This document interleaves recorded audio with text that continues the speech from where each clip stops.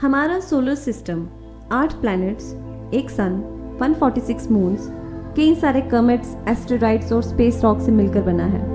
बचपन में हमने ये लाइन सुनी होगी, my very educated mother just showed us 9 planets, जो हेल्प करती थी हमें 9 प्लैनेट्स के नाम याद रखने में।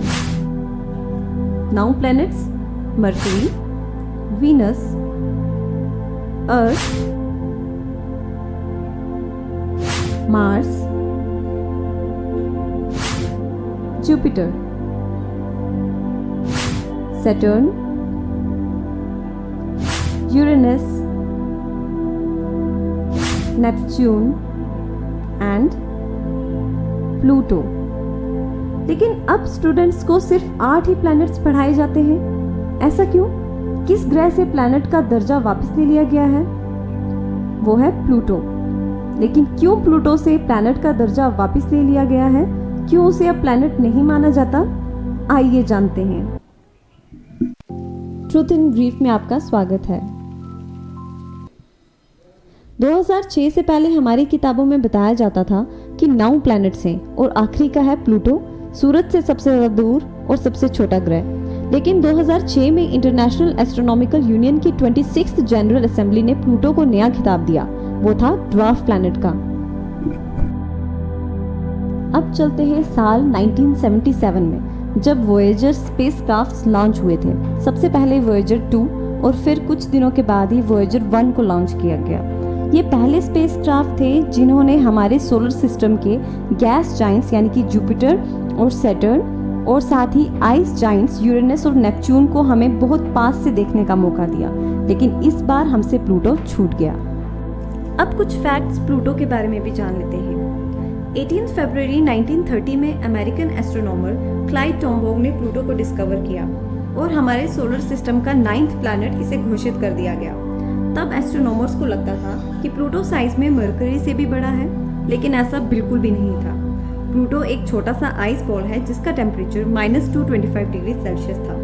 बाकी सभी प्लैनेट्स का ऑर्बिट सर्कुलर है यानी गोल है, बट प्लूटो का ऑर्बिट इलिप्टिकल है यानी अंडाकार है। ये सूरज का एक चक्कर पूरा करने में 248 अर्थ ईयर्स लेता है। सोचिए प्लूटो का एक साल कितना लंबा होगा।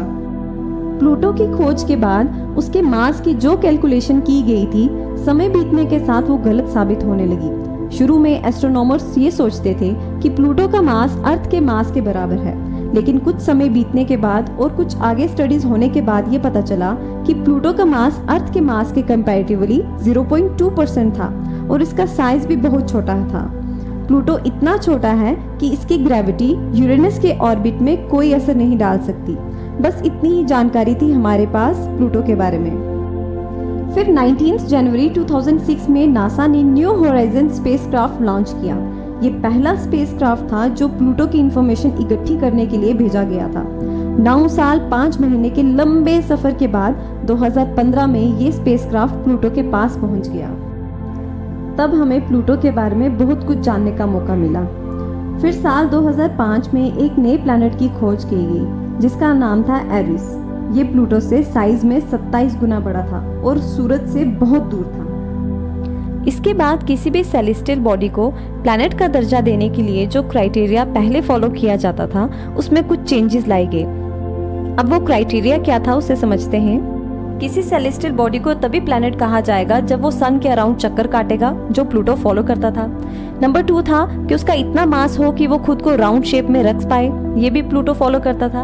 अब नया था इस बार कि वो अपने नेबरहुड को क्लीन रख पाए, यानी जो भी उसके रास्ते में सेलेस्टियल बॉडीज आए वो उसके आसपास या तो चक्कर काटे या तो वो उन्हें खुद में जोड़ ले। बस यही क्राइटेरिया प्लूटो फॉलो नहीं कर पाया, इसलिए उसे ड्वार्फ प्लैनेट का दर्जा दे दिया गया और अब प्लूटो को ड्वार्फ प्लैनेट कहा जाता है। वीडियो पसंद आई हो तो लाइक कमेंट कीजिएगा और औरों तक भी इसे पहुंचाइएगा। इंसान ने बहुत कुछ जान लिया है यूनिवर्स के बारे में, लेकिन अब भी बहुत ऐसी सारी चीजें हैं जिसके बारे में हमें कुछ भी मालूम नहीं है। यही चीजें हमारे ब्रह्मांड को एक अनसुलझा रहस्य बनाए रखे हुए हैं। धन्यवाद।